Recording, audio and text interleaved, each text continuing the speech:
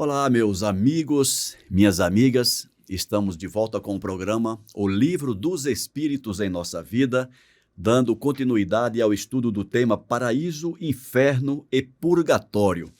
Hoje nós vamos estudar a questão de número 1013. Lembrando que nós estamos chegando ao final do Livro dos Espíritos. É uma honra estar aqui e fazer esse estudo com vocês, com o Alcir Almeida, que estará conosco daqui a pouco. Então vamos chamar a nossa vinheta e depois dela a gente volta com o estudo do Livro dos Espíritos de hoje. Até já. Começa agora o programa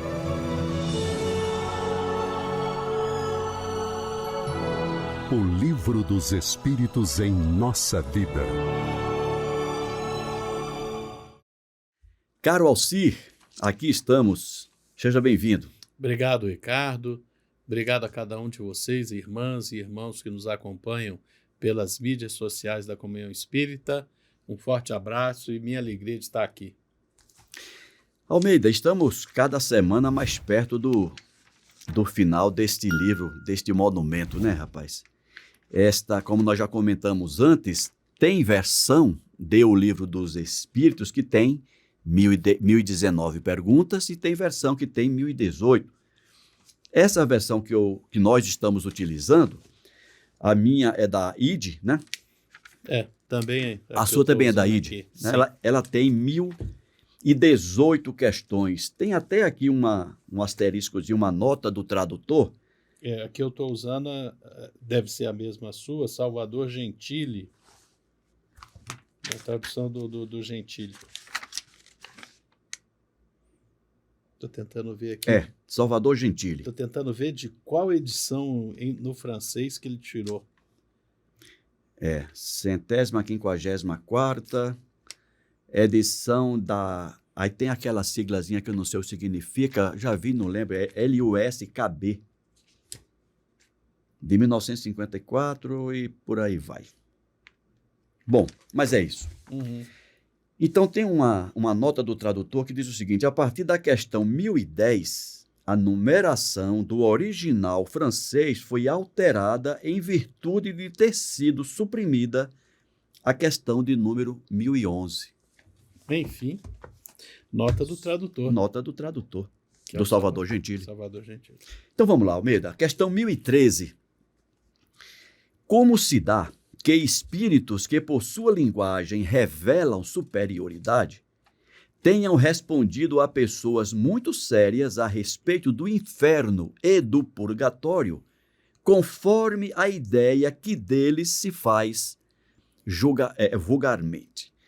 Ou seja, a gente já falou aqui em programas anteriores, antes mesmo de chegarmos nessa temática, que paraíso e inferno é um estado de espírito, que não existe fisicamente um ambiente assim, etc, etc. Já falamos isso.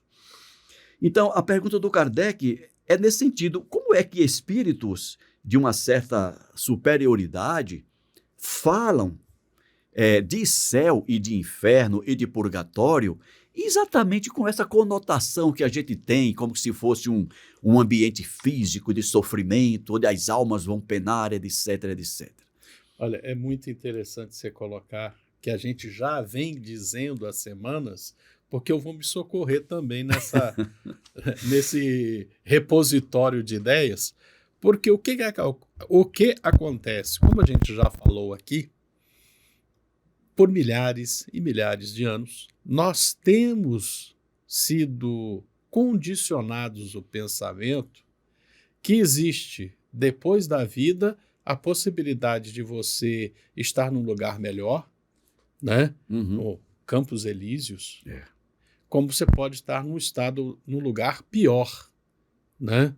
E é interessante isso, porque a gente não percebe, claro, o peixe não sabe o que é água, né? Não tem consciência. Não tem consciência da existência da água. E muitas vezes nós não temos consciência que somos o somatório dessas vivências, dessa cultura, dessas experiências que temos tido. A gente já tem a ideia do que é inferno na cabeça de nós por causa das vezes e vezes que a gente viveu na espiritualidade em lugares menos felizes e a gente ouve falar de que há um lugar melhor, né? Aqui e acolá há alguém que já tem essa percepção. Enfim. Isso posto, eu estou lá do outro lado, não sou, né? Mas um espírito de luz, um espírito mais esclarecido, ele vai aproveitar essa experiência que a pessoa tem para explicar alguma coisa. Ah, vem cá, como é que é o inferno? Ele vai explicar em cima das experiências dele. Para que ele seja entendido, para compreendido. Para que seja compreendido. E de forma semelhante, olha, um espírito de luz,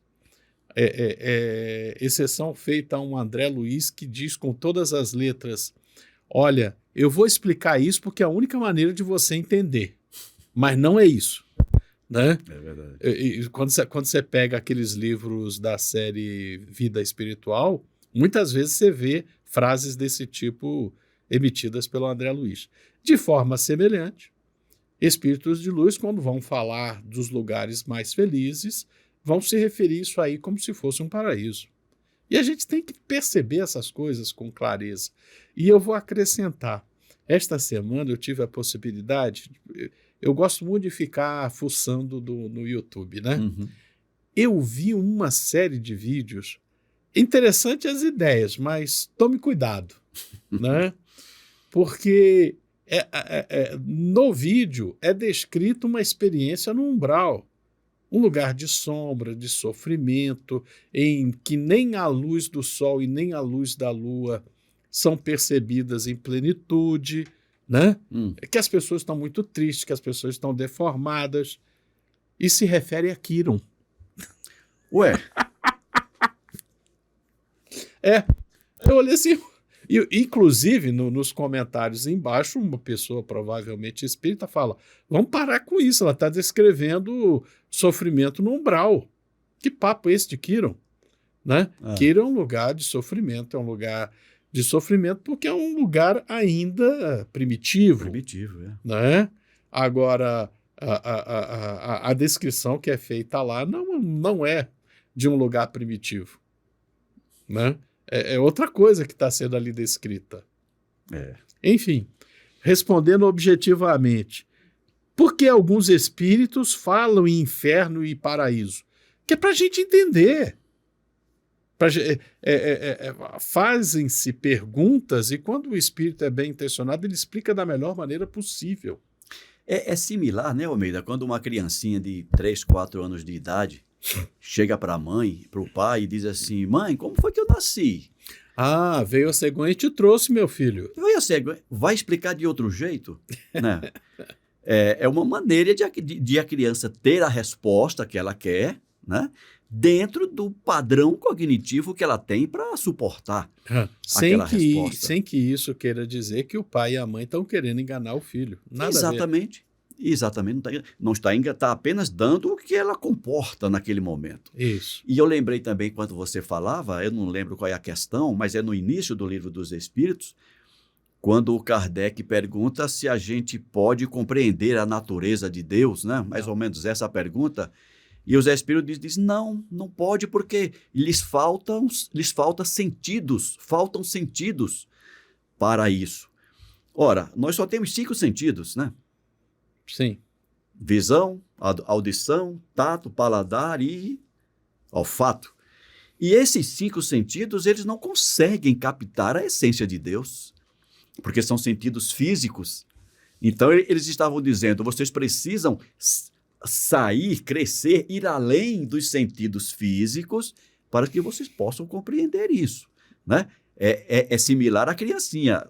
Por enquanto, é a cegonha. Fica aí. Quando você adquirir condições mais maduras, aí você vai saber como é que as coisas acontecem. Né? Com certeza. E para a espiritualidade, nós somos tão infantis ainda que misericórdia, né, Almeida? Vamos à resposta? Vamos lá. Então, na resposta, os espíritos disseram o seguinte: eles falam uma língua compreendida pelas pessoas que os interrogam. Quando essas pessoas são muito imbuídas de certas ideias, não as querem chocar muito bruscamente para não melindrar suas convicções. Olha que sensibilidade dos espíritos superiores. Por isso que são superiores. Sim. Se um espírito viesse dizer, sem precauções oratórias, a um muçulmano que Maomé não é um profeta, ele seria muito mal recebido. E, consequentemente, perderia o acesso de lhe plantar mais informações, porque o muçulmano não queria mais conversa com ele. Mas Sim. aí o Kardec fez uma outra pergunta dentro dessa pergunta, Almeida. Uhum. Concebe-se que possa ser assim da parte dos espíritos que querem nos instruir. Mas como se dá que os espíritos interrogados sobre sua situação tenham respondido que sofriam as torturas do inferno ou do purgatório? Eu acredito que essa segunda pergunta você já respondeu na primeira resposta. Sim, com certeza. Mas, por favor. Vamos lá. Às vezes a gente não percebe o poder da metáfora, né? Uhum. Tem hora que eu fico pensando, sei lá, quanto que a gente estuda a metáfora, figuras de linguagem, né? Gente, eu estou atolado em trabalho. Ninguém vai imaginar que eu estou numa sala com papel e eu estou tentando andar e escorregando em cima das folhas de papel. Não, e atolado, você está na lama. Né? Pois é, né? Vem de lama. Você não está numa sala cheia de lama. Não. Mas a gente entende quando diz que está atolado. Isso. Né? A percepção da figura de linguagem é importante para a comunicação. Né? Então ele está aqui na pergunta. Concebe-se assim, que parte espírito quer... Mas e os espíritos que estão no sofrimento? Caramba, a gente falou, eu lembro, da dor de dente. Quem está com dor de dente, para ele, que está sofrendo muito, aquilo é um sofrimento eterno. Não tem mais fim. Né? Mas claro que é uma figura de linguagem. Agora, imaginemos, se uma dor de dentes já faz isso, imagina alguém que está em profundo sofrimento do outro lado da vida. Já estudamos aqui no Livro dos Espíritos que a carne é como que um abafador. Ele atenua as percepções nossas. Benéficas e não benéficas. Imagina se a gente já sente dores morais na carne, qual não será a intensidade de uma dor moral fora do corpo? E como um espírito que está lá em sofrimento vai falar disso? Para eu entender aqui na carne. Se não usando figuras de linguagem, construções superlativas para exprimir aquilo que ele está sentindo. Esse é um sentido, Almeida. E o outro sentido, que enquanto você falava me veio aqui à cabeça, é de ser a experiência dele, é daquela forma que ele entende. Sim, é como ele a percebe. É como ele a percebe. Olha, para mim eu estou no inferno aqui, ó. A palavra mais adequada para representar o que eu estou vivendo aqui é essa, é o inferno. Uhum. Eu estou estudando, na verdade, Obreiros da Vida Eterna atualmente, e no Obreiros, a equipe de que André faz parte, por motivos vários, vamos lá ler o livro, ele não volita, ele vai andando até uma casa de atendimento dirigido por Zenobi. As descrições dele tá em equilíbrio, tá em paz, já são aterradoras, né? Do que é umbral. Ele vai lá para o Casa Transitória Fabiano. Né? Vão lá para vocês descobrirem por que é transitória.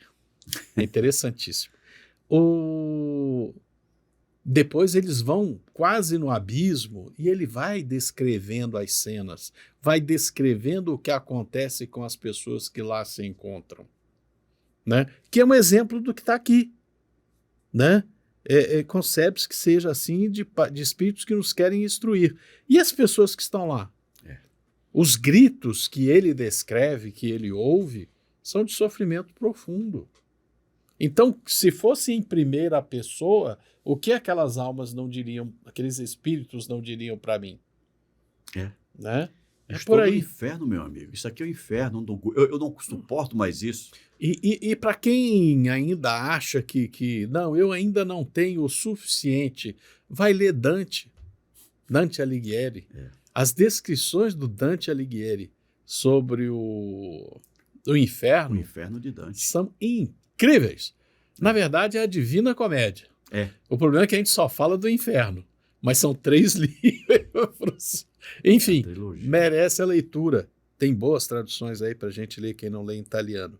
Eu li em português, bem entendido.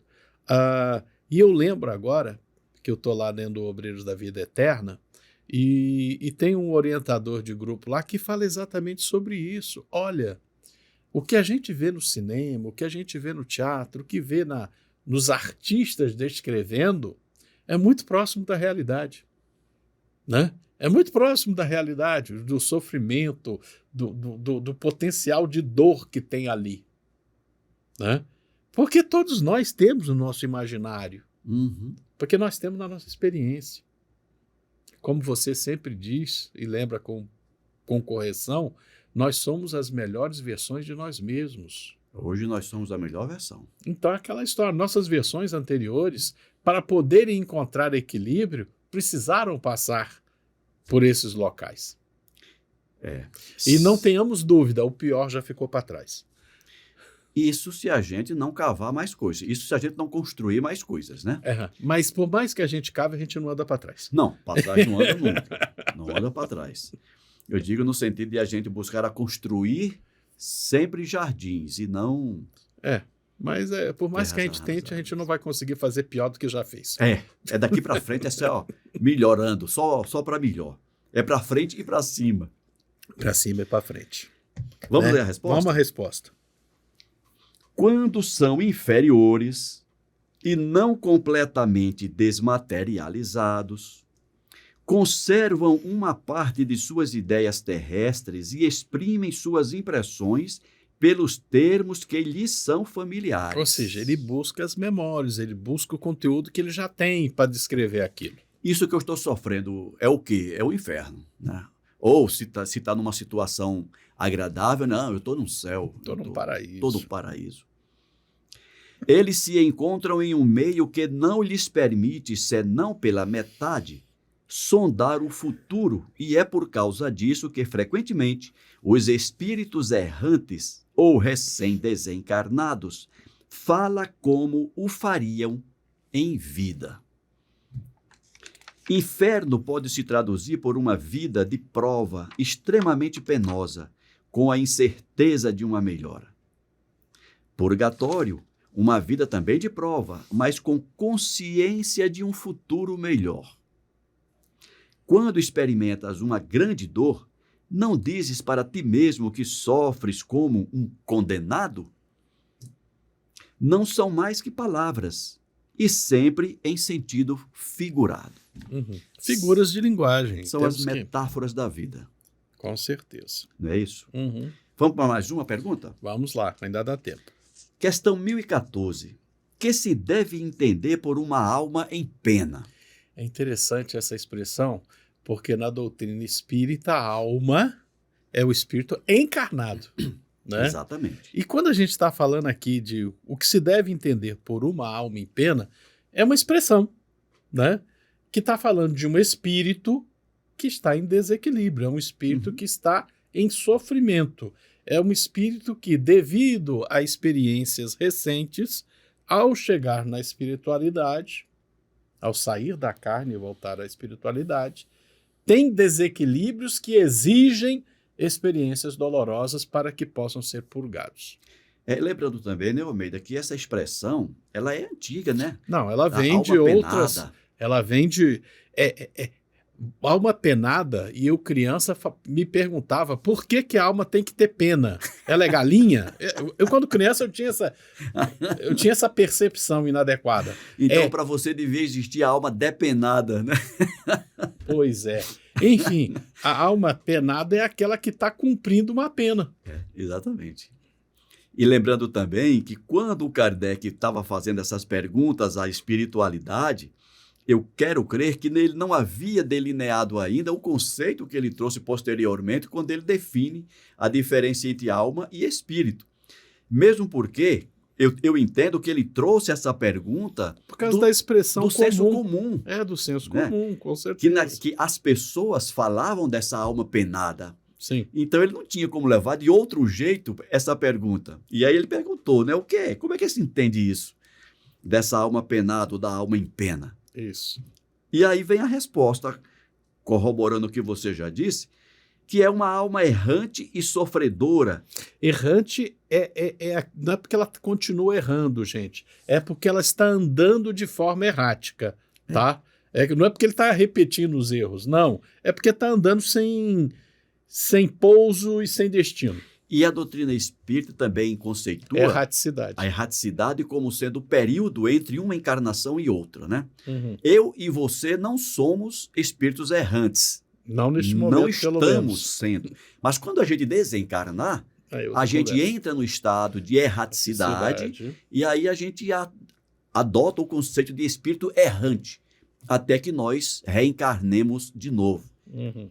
E também deixaremos de ser espíritos errantes quando cumprirmos a última experiência reencarnatória aqui nesse planeta. Quando a gente não precisar mais encarnar aqui, deixaremos de ser um espírito errante no conceito do planeta Terra. E, por favor, me corrija.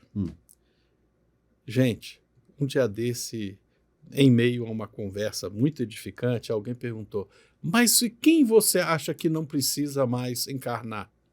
Aí eu olho, dos seres que eu conheço, para mim, só não precisa encarnar é Jesus. Porque o restante dele para baixo é tudo canela. Porque quando a gente pega Brasil, coração do mundo, pátria do evangelho, e Cristo necessita de fazer um trabalho muito grande de renovação no planeta, que é a descoberta do Brasil, ele pega um dos seus ministros mais próximos, que é Iléu, ou Eliu, tem uma questão aí de tradução, mas ele chama esse espírito e fala, encarna. Preciso de você lá. E é um dos espíritos que atendiam diretamente ao Cristo. Almeida, eu estou acabando de ler o Francisco de Assis. Do Miramês, maravilhoso. Miramês. E o nome do livro é Francisco. O nome do livro é Francisco de Assis. Rapaz, aí quando começa a ver que o Francisco de Assis é a reencarnação de João Evangelista. De João Evangelista, o discípulo amado do Cristo, a quem ele confiou a mãe dele. O único que não precisou ser martirizado. Ao desencarnar, foi o único que desencarnou naturalmente no processo de decadência física, né? Velhinho. Né? Então, isso não foi por acaso, foi mérito também. Uhum. E você vê os sofrimentos, né, que o Francisco, de acordo com o Miramês, passa ainda na sua encarnação como Francisco de Assis. Eu estava falando com o meu filho, comentando, eu falei, confesso para vocês, eu me senti mal. Lendo algumas passagens do livro, eu me senti mal porque eu falei, caramba, se o Francisco de Assis sofreu isso... O que é que eu não mereço? Gente do céu! E eu estou me achando aqui porque eu sou palestrante espírita, né? Porque eu sou divulgador Peraí, espírita. eu sou da terceira revelação. Eu sou... Quem mandou não estudar? Rapaz, isso coloca a gente no nosso lugar de forma tão brusca, digamos assim, né? É pra gente se tocar mesmo. Aí quando alguém pergunta, quem é que ainda precisa reencarnar aqui? Meu amigo... Para mim só não precisa o Cristo. Vamos na resposta? Isso. Que se deve entender por alma em pena? É uma alma errante e sofredora, incerta de seu futuro, e a qual podeis proporcionar um alívio que frequentemente ele solicita, vindo a se comunicar convosco. Acolhamos. Acolhamos, Almeida, e diga-se de passagem, daqui a pouco seremos nós que estamos buscando pedindo essa acolhimento. acolhida. Daqui a pouco somos nós pedindo acolhimento. Sim. Pedindo acolhimento, viu? Porque coisa não é fácil, não. Não. Meu amigo, eu acho que o nosso tempo acabou. Vamos ficando por aqui. No próximo programa, nós vamos para a questão 1015. Em que sentido se deve entender a palavra céu? Já comentamos o inferno. Semana que vem vai para o céu. Semana que vem a gente vai para o céu, gente. A gente vai sair do inferno e vamos para o céu. E sem medo de ser feliz, porque a gente não vai precisar desencarnar. Não. Alcir, muito obrigado pela companhia. Eu que agradeço, Ricardo. Agradecemos a cada um de vocês. Espero que vocês estejam gostando. Deem o ok. Se não gostaram, mas também digam por que não gostaram. Forte abraço. Um forte abraço a todos. E não esqueçam, além do like, além do comentário, divulguem. Divulguem em seus grupos de WhatsApp, em seus grupos de Facebook, mande para os seus amigos de trabalho, familiares. Vamos dar a todos a oportunidade de ter acesso a essa doutrina que é tão esclarecedora, que nos traz tanto bem, para que continuemos cada vez melhor nesta encarnação e nas próximas. Forte abraço a todos, até o próximo programa.